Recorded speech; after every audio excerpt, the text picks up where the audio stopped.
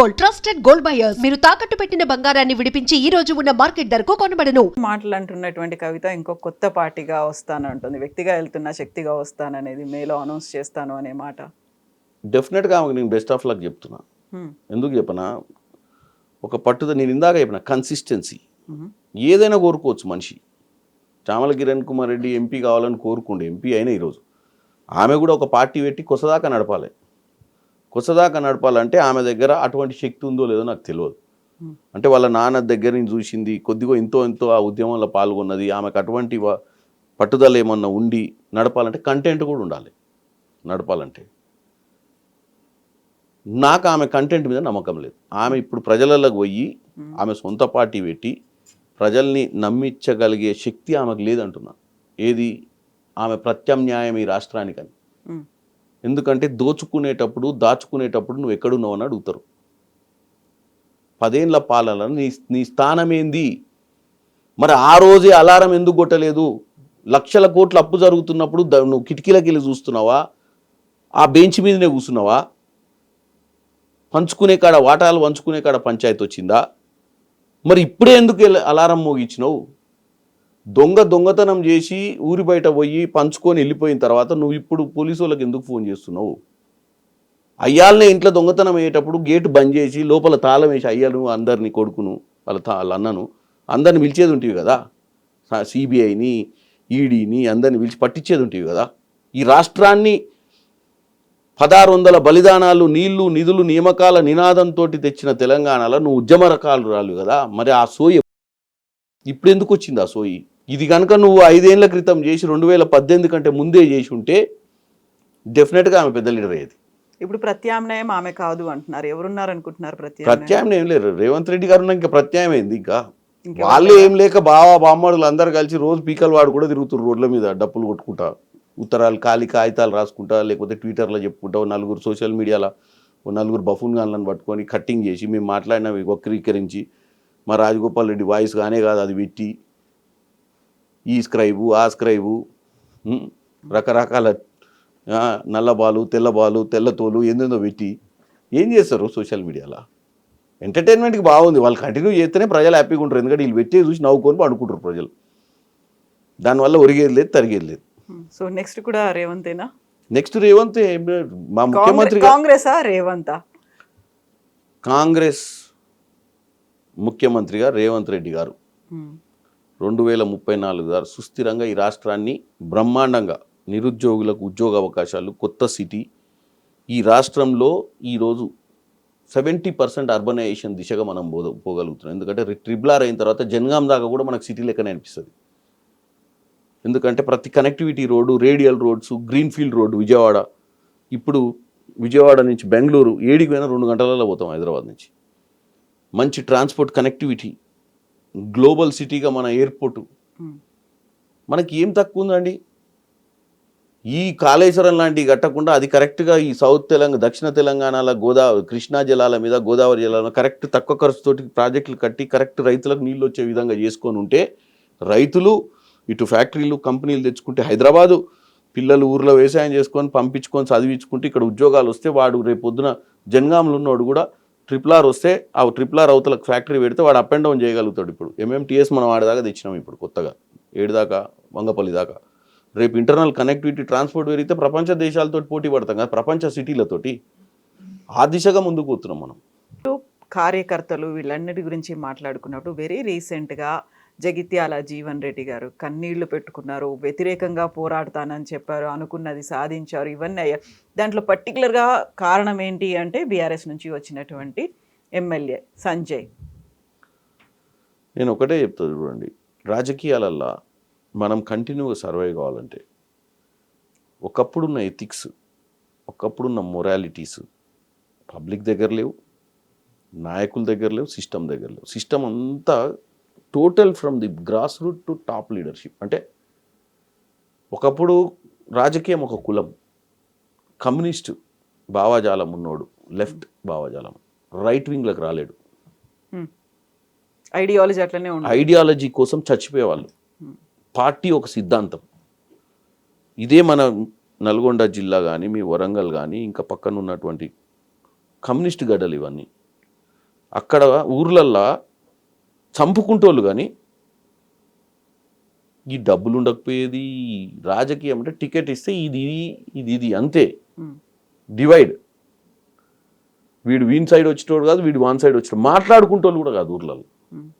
అటువంటి రాజకీయ నేపథ్యం ఉన్నటువంటి పరిస్థితి ఈ రాష్ట్రంలో ఉండే. ఇప్పుడు ఏమైపోయిందంటే పొద్దున కలిసిన వాడిని సాయంత్రం అడగాల్సి వస్తుంది, ఇంకా ఉన్నావు ఆ పార్టీలో అని. నువ్వు ఇప్పుడు ఏ పార్టీ అని అంటే వాడు మధ్యాహ్నం మారినేవనని మనం చూసి ఉంటాం కదా టీవీలో.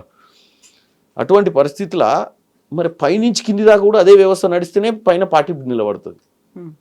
ఈరోజు సర్వైవల్ కోసము ఇదే కేసీఆర్, ఇదే వీళ్ళు మాట్లాడుతారు. అసలు ఈ వలస రాజకీయాలని ఎంటర్టైన్ చేసిందే పోస్ట్ 2000 ఎలక్షన్స్. పోస్ట్ 2000 అంటే నేను అనేది 94 తర్వాత కావచ్చు ఈ ట్రెండ్ స్టార్ట్ అయింది. అంటే చంద్రబాబు నాయుడు, రాజశేఖర రెడ్డి ఈరా నుంచి మొదలైంది, అంతకుముందు లేదు. మొత్తం పార్టీ మారే రాజకీయాలు లేవు. రాత్రి గెలిచిన ఎమ్మెల్యేలు పోయి వేరే దగ్గర జాయిన్ అయ్యేది లాస్ట్ 20-30 ఇయర్స్ నుంచి మొదలైంది. అది ఇప్పుడు పీక్ వచ్చింది. సర్వైవల్ ఆఫ్ ద ఫిట్టెస్ట్ అంటారు దీన్ని. Struggle for existence, survival of the fittest. ఇవన్నీ కూడా ఏంటంటే నీ పార్టీ ఎమ్మెల్యేలను వేస్తా అంటే నా పార్టీ ఎమ్మెల్యే నువ్వు వేసేదని నీ పార్టీ ఎమ్మెల్యే నేను వేస్తా అనే వేసుకున్నాను. కాంగ్రెస్ పార్టీలో గెలిచినటువంటి పరిస్థితి ఉన్నప్పుడు ఇదే కేసీఆర్ గారు కనుక ప్రతిపక్ష హోదా లేకుండా చేయాలన్న పిచ్చి ఆలోచన రాకపోతే ఈ రాష్ట్రం ఇంత లూటీ అయ్యేది కాదు. ఇలా కేసీఆర్ ఫామ్ హౌస్లో వండుకుంటాడు కాదు. ఆ తిక్క ఆలోచన ఏదైతుందో అసలు ప్రతిపక్షమే లేకుండా చేద్దాం, అసెంబ్లీని నిర్వీర్యం చేద్దాము, ఎవడు కూర్చోద్ది కుర్చీలల్లా అని చెప్పి మేమే కూర్చుంటాం, మేమే మాట్లాడుకుంటాం, మేమే ఏకాపాత్రాభినయం చేస్తాం అనుకోవడం వల్లనే ఈ రాష్ట్రంలో ఏ నిర్ణయం తీసుకున్నా చర్చకు రాలే. కాళేశ్వరం ఎందుకు కడుతున్నాం, ఈ లక్షల కోట్ల అప్పులు ఎందుకు అవుతున్నాయి, కరెంట్ ఎక్కడ కొంటున్నాం, ఏ రేటుకు కొంటున్నాం, ఏ జీవోలు ఇస్తున్నాం, ఎన్ని చీకటి జీవోలు ఇస్తున్నాం, ఇవన్నీ ఎందుకు చర్చకు రాలేదు? ప్రజలు వేసిన ఓట్ల ప్రకారం ప్రతిపక్షమే లేకుండా నువ్వు అందరినీ తీసుకొచ్చి నీ బుట్టలు వేసుకొని కాంగ్రెస్ పార్టీకి అసలు అపోజిషన్ లీడర్ లేకుండా చేయడం వల్లనే కదా ఈ ఒరవడి స్టార్ట్ అయింది. ఆయన వల్లనే ఈరోజు అనుభవిస్తుండు కూడా ఆయన దానివల్ల. ఇప్పుడు ఈ 10 మంది ఎమ్మెల్యేలు కాంగ్రెస్లో ఉన్నారా, బీఆర్ఎస్లో ఉన్నారా? వాళ్ళే చెప్తారు కదా అని మళ్ళీ నన్ను అడుగుతారు ఏంది. కాకపోతే అదే వాళ్ళు ఇచ్చిన స్టేట్మెంటే నేను ఇవ్వాలి తప్ప వాళ్ళు ఏ పార్టీలు వాళ్ళు ఇచ్చినాక వాళ్ళే పార్టీలో నేను ధృవీకరించేది ఏంది. స్పీకర్ మాత్రం వాళ్ళు అదే పార్టీ అని చెప్పినప్పుడు కూడా సంజయ్ తో పాటుగా కృష్ణమోహన్, గద్వాల కృష్ణమోహన్ వాళ్ళు కూడా మున్సిపల్ ఎన్నికల్లో కాంగ్రెస్ పార్టీకే ఓటేయమని చెప్పిండ్రు, కండువాలు వేసుకున్నారు, మీ ప్రచార రథాల మీద తిరిగిండ్రు. మరి ఇప్పుడు జీవన్ రెడ్డి ఏమో కన్నీళ్లు పెట్టుకున్నారు. నేను అనేది ఏంటంటే అండి, జీవన్ రెడ్డి గారు అర్థం చేసుకోవాల్సింది ఏంటంటే కాంగ్రెస్ పార్టీ కేసీఆర్ లాంటి దురందర్ని పక్కకు తోసిందంటే వాళ్ళతోటి కాకనే కదా రేవంత్ రెడ్డి చేసింది. ఇదే జీవన్ రెడ్లు ఇదే రెడ్లు ఎప్పటి నుంచో ఊరు కదా. కేసీఆర్ అనే సాఫ్ట్వేర్ని అర్థం చేసుకోలేకనే కదా మనం అధికారంలోకి రాంది. సోనియా తల్లమ్మ అని మనం అందరం సోనియమ్మ ఇచ్చిన తెలంగాణనే మనం సోనియమ్మ ఇచ్చిందని చెప్పుకోకనే కదా ఈరోజు అందరం ఏడుస్తుంది. అసలు కేసీఆర్ అనే వ్యక్తి 2014లో ముఖ్యమంత్రి కాకముందు ఆయన ట్రై చేసిండు కాంగ్రెస్ పార్టీలో మెర్జ్ చేద్దామని. ఎస్ మీరు తెలంగాణ ఇచ్చేది ఈ పార్టీ వద్ద ఏమో అందరం కలిసిపోదాం అంటే వీళ్ళు ఒప్పుకోలే కదా. అలా వాంది ఏముంది, వాని స్టేకే లేదన్నారు. మేమే అసలు చూడండి మేడం ఇట్లా పోయి కొట్టుకొస్తామన్నారు. ఏం చేసిర్రు? 2014లో సోనియా గాంధీ గారు 13లో చర్చ నడిచేటప్పుడు పార్లమెంట్లో తెలంగాణ ఇస్తే ఏంది పరిస్థితి, మరి కేసీఆర్ అప్రోచ్ అవుతుండు, దిగ్విజయ్ సింగ్ వాళ్ళందరూ ఉండి మెర్జీ చేసుకుంటే అయిపోతుంది. ఇంక తెలంగాణలో ప్రత్యామ్నాయమే లేదు, తెలుగుదేశంకి అయితే లేదు భవిష్యత్తు. సింగిల్ ల్యాండెడ్గా మనం 50-50 చేసుకుందామా, 40-60 చేసుకుందామా, 70-30 చేసుకుందామా?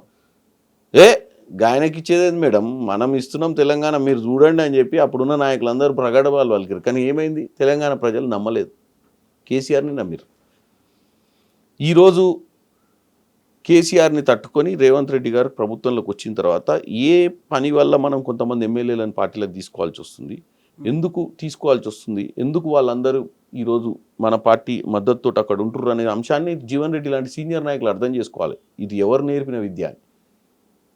ఇందాక మీరు అన్నారు ఏమన్నారు, అది సర్వైవల్ ఏమన్నా మీరు కొత్త స్ట్రగుల్ ఫర్ ఎగ్జిస్టెన్స్ అనేది. రాజకీయాలు వాళ్ళు అనుకున్నప్పుడు వాళ్ళు ఓల్డ్ సాఫ్ట్వేర్ అయిపోయారు. రాజకీయాలు మారిపోయినాయి. రాజకీయాలు లెక్క ప్రత్యర్థి చేసే రాజకీయాన్ని కూడా మనమే చేయాలి. ఆయన ఒక ఆట ఆడుతుంటే మనం ఒక ఆట ఆడతామేంది? ఆయన క్రికెట్ ఆడదాం రా అంటే నాకు క్రికెట్ కాదు, నేను కాలుతోడుదంతా చేయితోడు కొట్ట అంటారా ఏంది? సో కాబట్టి ప్రత్యర్థి నేర్పిన ఆటలనే మనం ఆడాలి. మ్మ్. వాళ్ళు మారలేదు పార్టీ, వాళ్ళు అక్కడే Okay. ఊరు. మ్మ్. ప్రూవ్ చేయండి.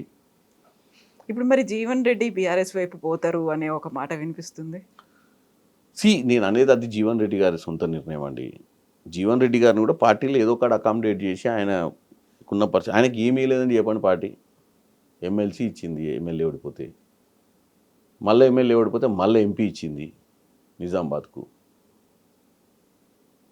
ఎంతమందికి వచ్చింది అటువంటి అవకాశాలు కాంగ్రెస్ పార్టీలో చెప్పండి. అసలు నేను యంగ్స్టర్స్కి ఎంతమందికి ఇచ్చింది ఈ మధ్యకాలంలో కొత్త అవకాశాలు? ఓటమి వెనుక ఓటమి ఎన్ని ఇచ్చింది పార్టీ వాళ్ళకు? ఏదో ఒక రోజు రిటైర్ కావాల్సిందే కదండి. ఏదో ఒక రోజు అర్థం చేసుకోవాలి. కావాలంటే సముచిత స్థానం పార్టీ కల్పించాలని కోరుకోవడం తప్పులేదు, కానీ రోజు పోయి మనం డ్యామేజ్ చేసుకుంటే ఎవరికి డ్యామేజ్ అవుతుంది? ఎండ్ ఆఫ్ ద డే పార్టీకే కదా. వాళ్ళ లాంటి స్థాయి నాయకులకు కూడా చెప్పాల్సిన పరిస్థితి ఏర్పడుతుందా? అవతలోడు ఎంటర్టైన్మెంట్ చేసుకుంటారు, ఆయనను అర్థం చేసుకోవట్లేరు. మీడియాకు ఒక మసాలా అంతే. అది వాస్తవంగా ఆయన వచ్చి సోనియా గాంధీ గారితో కూర్చోవచ్చు, పెద్ద మనిషి, నా దగ్గర ఆయన తీసుకొచ్చి జాయిన్ చేసిర్రు.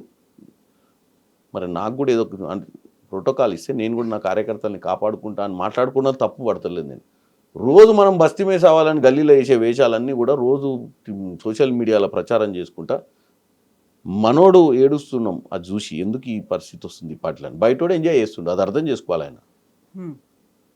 ఇప్పుడు మీరు కూడా అడిగిన ప్రశ్న ఏంది, మరి జీవన్ రెడ్డి గారు అట్లా అంటుండని అడగాల్సిన పరిస్థితికి వచ్చింది కదా. ఎవరు 4 గోడల రేవంత్ రెడ్డి గారు ఏదో చెప్పిండు, చెడు చెవులో చెప్పండి, మంచి పబ్లిక్లో చెప్పాలి.